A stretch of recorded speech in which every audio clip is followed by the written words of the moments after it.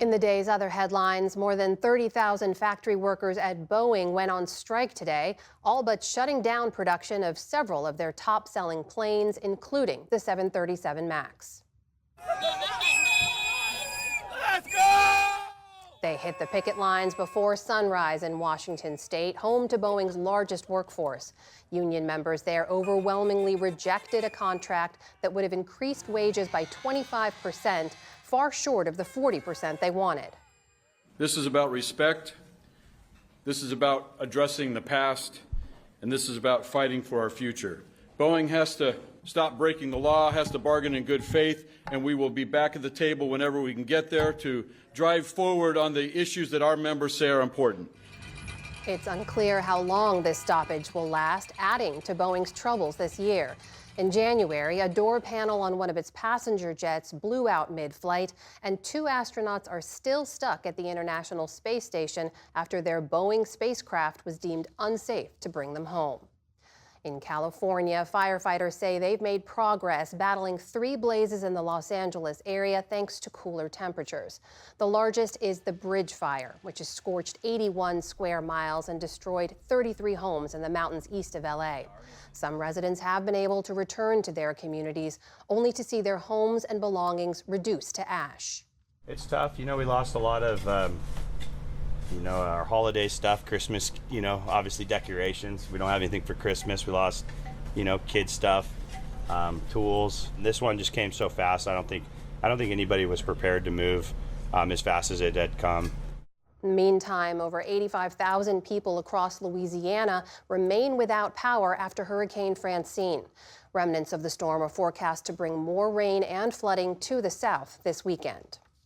Returning to politics, in rare remarks to reporters about the U.S. presidential election, Pope Francis was critical of Vice President Harris's abortion rights stance and former President Trump's xenophobia towards migrants, calling them both, quote, anti-life.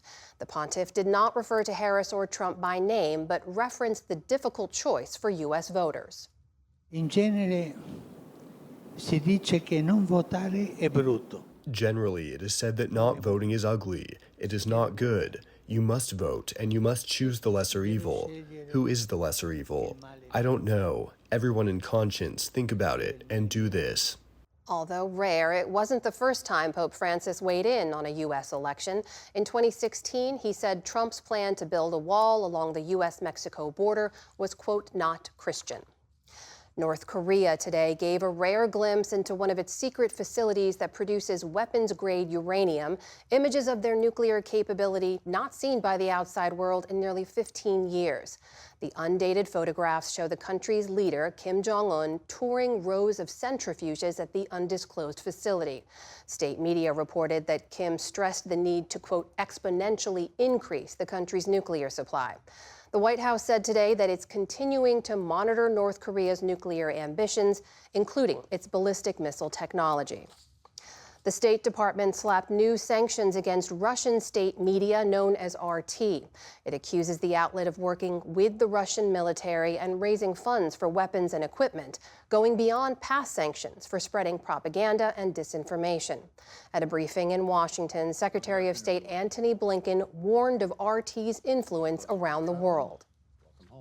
RT wants its new covert intelligence capabilities, like its long-standing propaganda and disinformation efforts, to remain hidden. Our most powerful antidote to Russia's lies is the truth. It's shining a bright light on what the Kremlin is trying to do under the cover of darkness. The sanctions include RT's parent company, TV Novosti, and other Russian state-run media. 3 U.S. citizens were sentenced to death by a military court in Congo today. They're among 37 defendants who were convicted for their role in a failed coup back in May. The coup leader's son was one of the 3 Americans sentenced. Marcel Malonga said it was his first time in Congo and said his father threatened to kill him if he didn't participate. His former high school football teammate, Tyler Thompson, was also sentenced, along with Benjamin Zalman Polin, who reportedly knew the elder Malonga through a gold mining company. All of the defendants have 5 days to appeal. To the fallout from the war in Gaza now, another top Israeli commander has resigned over the military's failure to stop or prevent Hamas's October 7th attack. Yossi Suriel is the second top intelligence official to step down this year. But despite rising calls for accountability, Prime Minister Benjamin Netanyahu says any hindsight into the failures of that day should wait until after the war. The World Health Organization has approved the use of a vaccine to combat Mpox in adults, paving the way for some of the most vulnerable people in the world's poorest countries to get protection from the virus. Supplies are limited. Bavarian Nordic is the only manufacturer of the vaccine. So the WHO says it will create a mechanism to fairly distribute them along with tests and treatment. The WHO also said people under 18 may use the vaccine in an outbreak where the benefits outweigh the potential risks. Wall Street closed out its best week of the year as investors look forward to the Federal Reserve's decision on rate cuts next week. The Dow Jones gained nearly 300 points, coming close to its all-time high. The Nasdaq tacked on over 100 points to finish higher for a fifth straight day. The S&P was up 30 points. And mail trucks in America are getting a much-needed makeover, sort of. The U.S. Postal Service has rolled out its next-gen delivery vehicles, for now just in Athens, Georgia.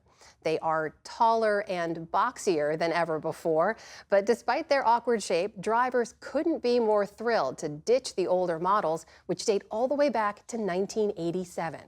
At first glance, it's different. However, it's designed in a way that you can tell that they didn't have appearance in mind. They had safety, they had the way we maneuver, they thought everything through.